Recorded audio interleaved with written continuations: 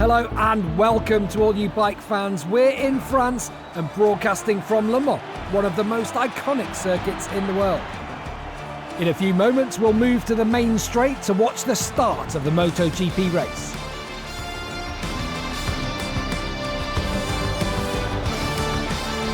Let's move straight to the starting grid. There's very little time until the start of the race. You can literally feel the tension. Today is a perfect day for racing. The sun is shining and temperatures are mild. Most of the riders plumping straight for medium tyres at the front and rear.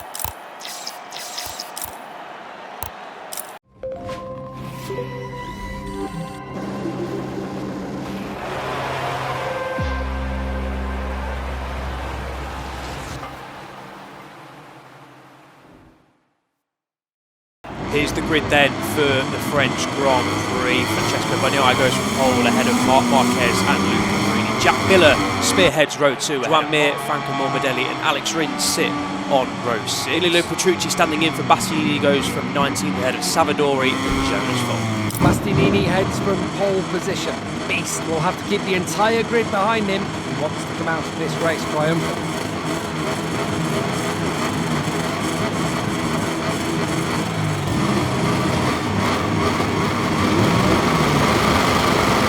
History about to be made then here in the Mainz, full throttle, lights out, and we're underway for our 1000th Grand Prix. Bagnaia got a really good launch away from pole position, so did Jack Miller's on the inside of Marquez and Bagnaia. Miller up in a second, but it's Marquez that will lead into the Dunlop chicane for the very first time.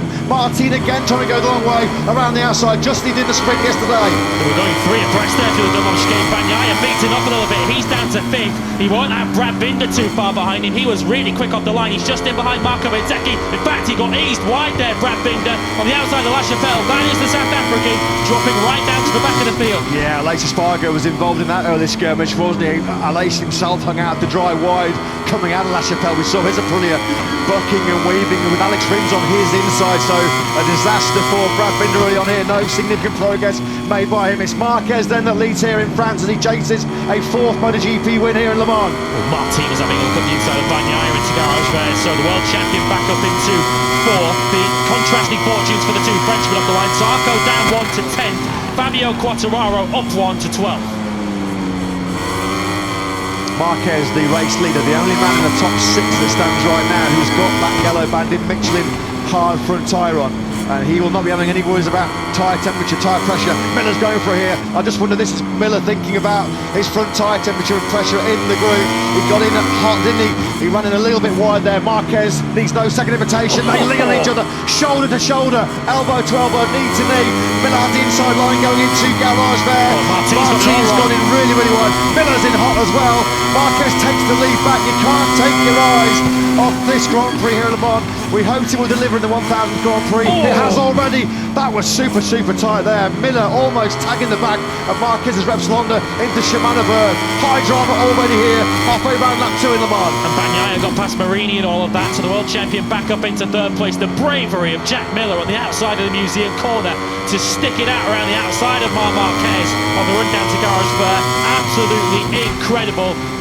Maverick Vinales, the quickest man on circuit, the Aprilia man, a 1:32.430. Is Miller going to be close enough to strike on Marquez into the Dunlop chicane? You bet he is.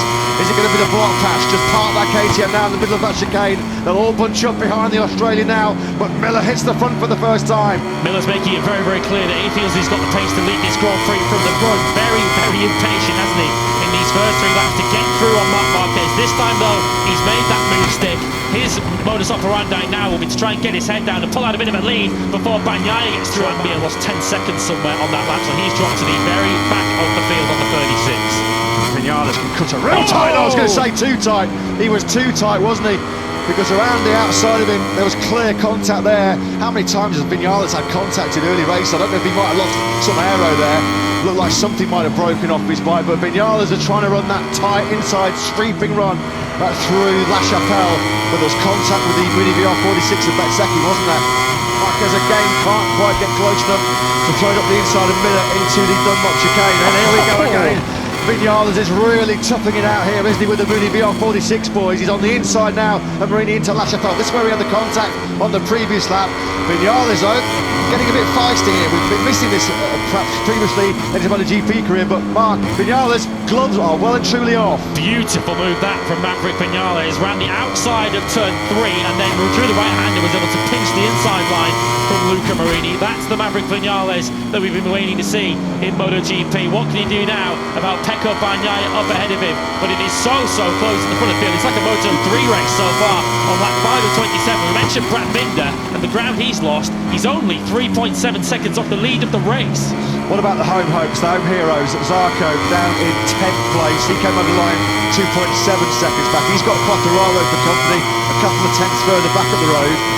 Quartararo, though, came over the line in 11th place. He's dropped down to 13, so something's happened on this lap because Fabio Quartararo has lost place to Aleix Spargo, Anthony Gianantonio. Oh, contact! Vinales and Bagnaia gone down!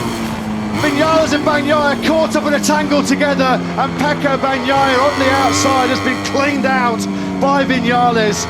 They can't believe it, head in hands there from Massimo Rivola. Well, we need to pick the bones out of this one because quite clearly they've got a difference of opinion. Now this is hang on, steady on boys. It's all getting a little bit heated here. The adrenaline is pumping through their veins. Now then, Vinales clearly thinks it was Bagnaia's crash. Bagnaia, no surprise, has a completely different perspective. We're going to... Oh no! Marini! Marini went down. This is a really scary incident. It's Alex Marquez right in the middle of the circuit. There was contact there on the exit of the Dunlop chicane. This is an incredibly dramatic 1000th Grand Prix. In the space of, what, 30 seconds, Vinales and Bagnaia have gone out of victory contention, out of podium contention. Now go Marini and Alex Marquez. Both incidents pretty scary. It looks like, thankfully, all four of them up on their feet and okay. But there was a massive call, wasn't there, going on between Bagnaia and Vinales. They'll both be in trouble for that. There's going to be some serious work now for these stewards to be looking at those two incidents. It looked like Marini just made a mistake coming out of turn number 4. When all said and done, it's put Marco Bezzecchi up into 3rd place. Here we go then. It looks like they have very quickly buried the hatchet. As we mentioned, that was pure frustration, heat of the moment when the adrenaline's coursing through your veins. You're trying to work out first and foremost how on earth you've gone down the road there, because neither of them were expecting to have that crash. But it's good to see they've buried the hatchet. Here comes Bezzecchi. That's really close. He's running Marc Marquez right out to the car park there. Marc Marquez with the long lap penalty lip, wasn't he? That was aggressive by Marco Bezzecchi, and Martin takes advantage. What a first 7.5 laps we've had here in Le Mans. Once again on that lap, Johan Zarco quicker than all the riders ahead of him. 1:32.339 for the Frenchman. Martin out wide, but Zarco's about to join this battle. Yeah, Martin, just a small mistake, running a fraction offline through La Chapelle. Bezzecchi comes through, and now here comes Marc Marquez. That was all. Martin lost those 2 places in quick succession there just because he lost momentum running wide, going through La Chapelle. He lost the drive out of 6. Couldn't have the braking line, the optimum line going into 7. Marquez pounced back on through. There's Bezzecchi attacks. Yeah, he just set the fastest lap of the Grand Prix, brief for the latest Spargo's on the charge. Bezzecchi then leads, using a bit of Ducati power there, and here comes a dive bomb from Marquez on the inside of Miller into the Dunlop chicane. They're almost swapping paint on the KTM and the Honda through that turn 3 and 4, but Marco Bezzecchi, who made that very aggressive, harsh move on Marc Marquez at Garage there a couple of laps ago, he had to drop that 1 position, put him back in 3rd place. He's brilliantly worked his way back now to the front of this French Grand Prix. Chaos does not even come close, does it, to describing this French Grand Prix so far, as Miller gets that rear tyre hopping and skipping underneath him. He wasn't able to bring it to the apex, and Marc Marquez sweeps on through. Marquez now back in 2nd place. Miller looking for some instant retribution into turn number 11. He can't find it though. Now in the part of the circuit where we lost Bagnaia and Vinales earlier on.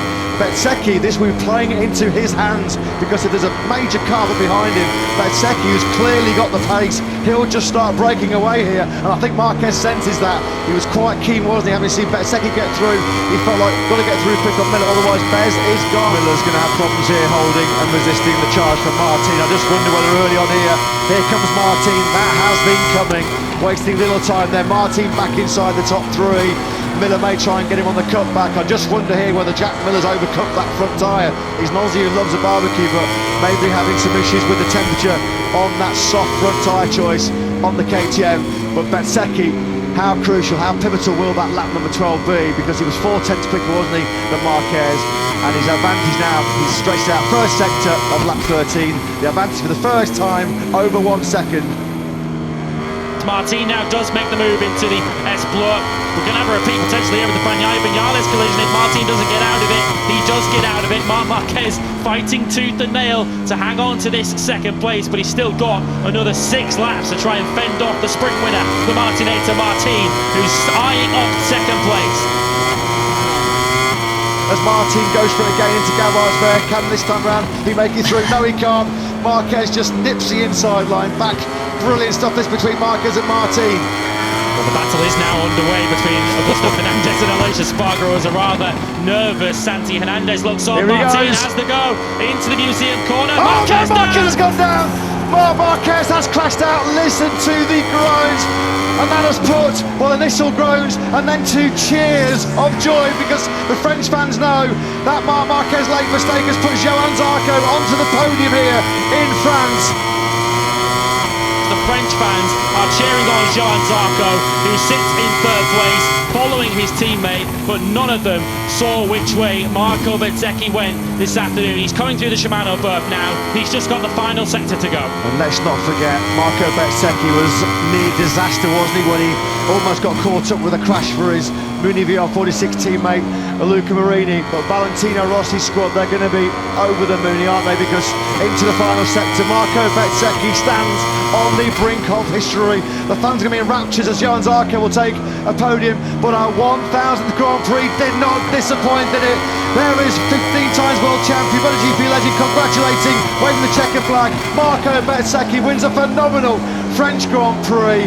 High drama, Jorge Martin. French fans are cheering on Johann Zarco, who sits in 3rd place, following his teammate, but none of them saw which way Marco Bezzecchi went this afternoon. He's coming through the Shimano berth now. He's just got the final sector to go. And let's not forget, Marco Bezzecchi was near disaster, wasn't he, when he almost got caught up with a crash for his Muni VR46 teammate Luca Marini. But Valentino Rossi's squad, they're going to be over the Muni, aren't they? Because into the final sector, Marco Bezzecchi stands on the brink of history.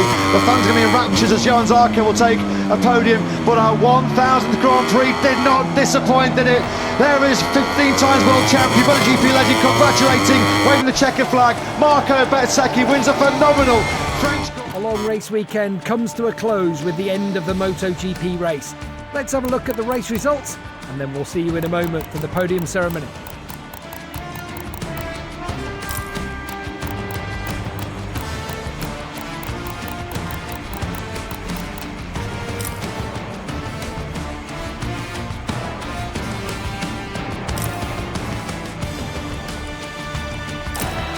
Cameras taking us to Parc Fermé and to the runner-up, who's getting a well-deserved round of applause from his team members.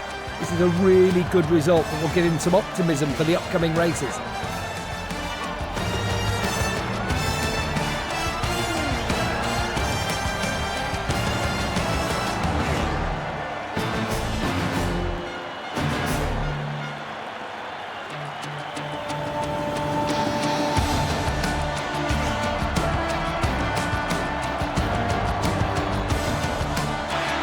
We're back live from the circuit for the podium ceremony.